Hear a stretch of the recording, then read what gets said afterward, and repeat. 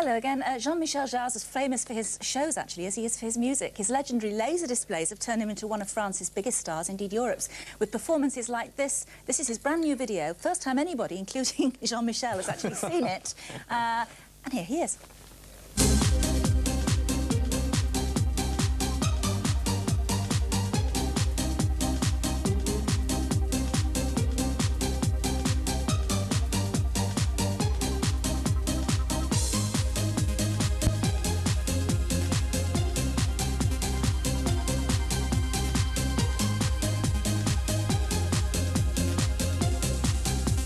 Beans on toast. Yes. It was a quick snack, was it, on the way? Yes, a quick one. Yeah, but it's a funny one. I mean, it looks like my point of view, but also the point of view of anyone, like a bootleg type of images. What's French for beans on toast? Beans on toast, haricots sur toast. Thank you. So half English, half French. Toast is definitely toast, English. yeah, le weekend. Can't be French. No. This is a quick whistle-stop tour for you, really. You've got 3 dates, haven't you, in Britain? One in Birmingham. Yes, Birmingham, Manchester, 2 in Wembley. Right. And 1 in Glasgow. Right. And you have a you busy got week. It will be. Have you still got? Do you still use these huge auditoriums, these huge venues?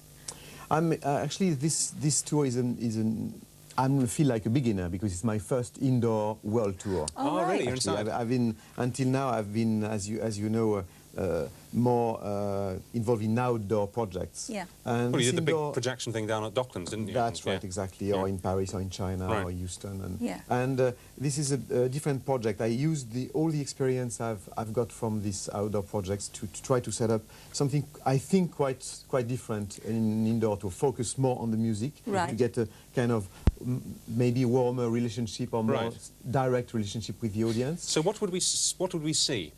I mean, let's assume the music for a minute. What would you actually see in the auditorium? Will you have big screens? Will you use the walls of the auditorium? Yes, I'm using a lot of unusual instruments on stage with the band, and have different techniques from what I've got in the past. First of all, 3 huge video screens, and with live performance. I mean, every night, like when you are doing chorus with the guitar, you have chorus with video and images, and also some special. I mean, the whole stage is like a landscape. It's like like dunes. Yes. And when it's lit from outside, and when it's lit from inside, it's like skin, like a living texture. Gosh. And what about the lasers? Are you still using them? Because less and less these days. No, I really appreciated the title of Laser King. Yeah. It always amuses me because I'm not using so much laser actually. I'm more into music.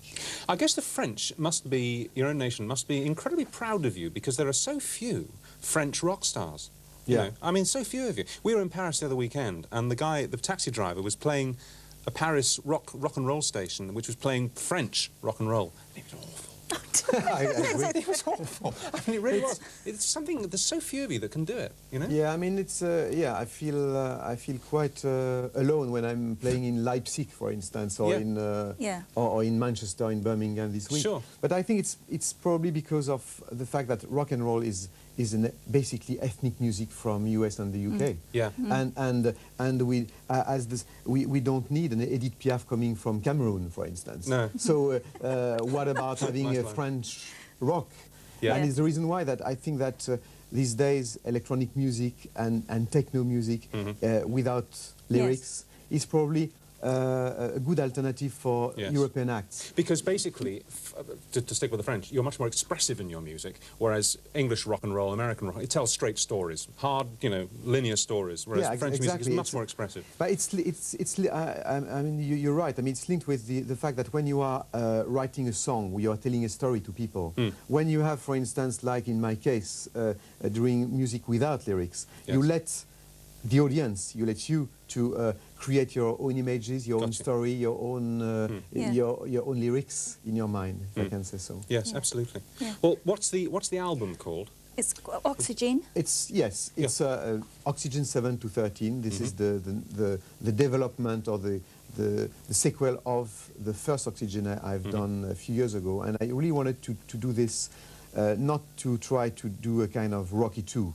No, It was no. not the idea. No. I mean, the idea was to, after having explored various ways in the 80s of doing music and different collaborations, It's a progression. I really wanted to in a sense, go back to the first analog instruments, the first generation of electronic instruments, Yes. when I was really considered as almost a kind of eccentric. We were considered as eccentric by using these strange, unusual machines Yes. or instruments. Yes. And these instruments could maybe become the Stradivarius of electronic music for the future. In the years to come. They're instruments that have their own personality, their own warmth, and I really wanted to go back to this kind of craftsmanship attitude, where Yes. you can do music like when you are in your kitchen by cooking with spices and ingredients Yeah. in an almost see. organic, sensual way. Yes, in a sense. I understand. Well, listen, Sounds the very good. best of luck with it. Good luck with the indoor shows. I'm sure they're going to be a great success. It's good to see you. Can I have what you're on? Because you look wonderful. You're looking really good. very Nick. much. Yeah, No, it's, amazing. no Great. sport. All right, we've got to leave it there. We're taking one last break. Join us in 2 minutes for live music from Stars in the Rise winner Paul Doody and the results of